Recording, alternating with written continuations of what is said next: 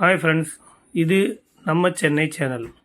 இன்றைக்கி நம்ம பார்க்க வந்திருக்க இடம் அண்ணா நினைவிடம். சென்னை மெரினா பீச்சில் ரொம்ப அருமையாக அற்புதமாக புதுப்பிச்சிருக்காங்க நம்ம அண்ணா நினைவிடத்தை. இதை நம்ம ஸ்டாலின் அவர்கள் 2024 பிப்ரவரி 26 தான் திறந்து வச்சுருக்கிறாங்க. இதுக்கு முன்னாடி இருந்த விட பல மடங்கு அண்ணா நினைவிடத்தை அழகுபடுத்தியிருக்கிறாங்க. இப்போ நீங்களே பார்க்கலாம், நடந்து போகிறதுக்கு ரொம்ப அகலமான ரொம்ப அருமையான நீட்டான பாத்வே இங்கே நீங்கள் பார்க்கலாம். அதே மாதிரி கண்ணு குளிர்ச்சியாக பச்சை பசேர்னு புல்வெளிகளை நீங்கள் பார்த்து ரசிக்கலாம். குழந்தைகளை கூட்டு போகிறதுக்கும் விளையாட வர்றதுக்கும் ரொம்ப ஒரு அருமையான பிளேஸ்னு இதை சொல்லலாம். அப்படி நடந்து போகும்போது பார்த்தீங்கன்னா உங்களுக்கு ரொம்ப வெயிலான டயத்தில் உட்கார்றதுக்கு நிலக்குடைகள் அமைச்சிருக்கிறாங்க. அங்கேருந்து நீங்கள் அப்படியே கொஞ்சம் முன்னாடி நடந்து போனீங்கன்னா லெஃப்ட் சைடில் உங்களுக்கு அண்ணா அருங்காட்சியகம் இருக்குது. அதையும் நீங்கள் குழந்தைகளோட நல்லா பார்த்து ரசிக்க முடியும். அதே மாதிரி நடந்து போகும்போது அங்கங்கே மரங்களும் பச்சை புல்வெளியும் ரொம்ப அருமையாக அமைச்சிருக்காங்க.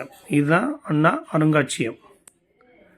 நீங்கள் இங்கேருந்து பார்க்குறதுக்கே பாருங்கள் எவ்வளோ நீட்டாக ரிப்பேரிங்லாம் பார்த்து பெயிண்டிங்லாம் பண்ணி ரொம்ப அழகுபடுத்தியிருக்கிறாங்க. இதுதான் முக்கியமாக அண்ணா நினைவிடம்.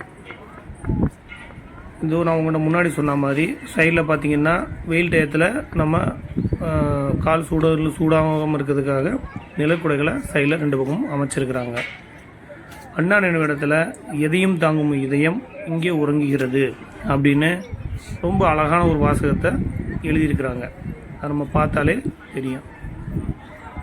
நீங்கள் போகிறதுக்கு உங்களுக்கு சரியான டைம்னு கேட்டால் என்னை பொறுத்த வரைக்கும் சாயங்காலம் 4 மணிக்கு மேலே போனீங்கன்னா ரொம்ப அருமையாக இருக்கும் பார்க்குறதுக்கு. வெயிலும் கம்மியாக இருக்கும், கிளைமேட்டும் நல்லாயிருக்கும். நான் உங்கள்கிட்ட சொன்ன மாதிரி இதை பாருங்கள் எழுதியிருக்காங்க, எதையும் தாங்கும் இதயம் இங்கே உறங்குகிறது அப்படின்னு எழுதியிருக்கிறாங்க. அதே மாதிரி தினந்தோறும் பூக்களால் ரொம்ப அழகாக அலங்கரித்து வச்சுருக்கிறாங்க. நீங்கள் குழந்தைகளை கொண்டு போய் காமிக்கிறதுக்கு ரொம்ப அருமையான ஒரு பிளேஸ். இதுக்கு அடுத்து அண்ணா அருங்காட்சியகம். இங்கே போனீங்கன்னா அண்ணாவோட திரைப்பட வாழ்க்கையான புகைப்படங்கள், அரசியல் வாழ்க்கை சம்மந்தமான புகைப்படங்கள், அவரோட பதவியேற்பு, அவர் இறந்தப்போ எப்படி இந்த ஃபோட்டோக்கள் எல்லாமே இங்கே இருக்கும். அதுபோல் அவர் உபயோகப்படுத்தின பொருட்கள் எல்லாமே இங்கே பார்க்குறதுக்கும் குழந்தைகளுக்கு காமிக்கிறதுக்கும் ரொம்ப அருமையாக அமைச்சிருக்கிறாங்க. குழந்தைகளுக்கு அந்த காலத்தில் இருந்த பொருட்களும் இப்போ இருந்த கலாச்சாரத்தையும் நம்ம அழகாக காமிக்க முடியும். இங்கே வர்றதுக்கு சென்னை சென்ட்ரலேருந்து 2A பஸ்ஸும், எக்மோர்லேருந்து 29A, 40A, 27B பஸ்ஸும் அவைலபிலிட்டியாக இருக்குது.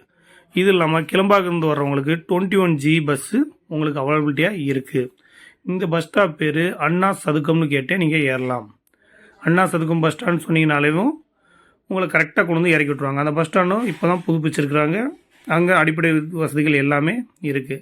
உங்களுக்கு நம்ம சேனல் பிடிச்சிருந்தா லைக் பண்ணுங்கள், ஷேர் பண்ணுங்கள், சப்ஸ்கிரைப் பண்ணுங்கள். இது உங்கள் நம்ம சேனல், சென்னை சேனல். இதே மாதிரி அடுத்தடுத்த வீடியோக்கள் நம்ம தொடர்ந்து போட்டுக்கிட்டே இருப்போம். நீங்கள் சப்ஸ்கிரைப் பண்ணால் நம்ம போகிற எல்லா வீடியோக்களும் உங்களுக்கு டைம் டு டைம் வந்து கிடைக்கும். தேங்க்யூ.